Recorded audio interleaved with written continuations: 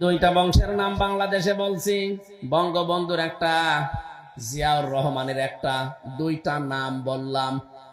বলেন তো বাংলাদেশে বঙ্গবন্ধুকেও মেরে ফেলা হয়েছে, জিয়াউর রহমানকেও মেরে ফেলা হয়েছে কি?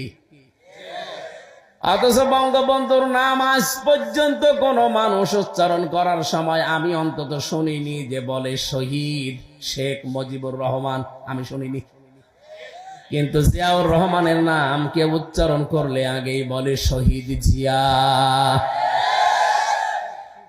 আরাফাতের পাশে নামিমা মসজিদ আছে, নামিরা।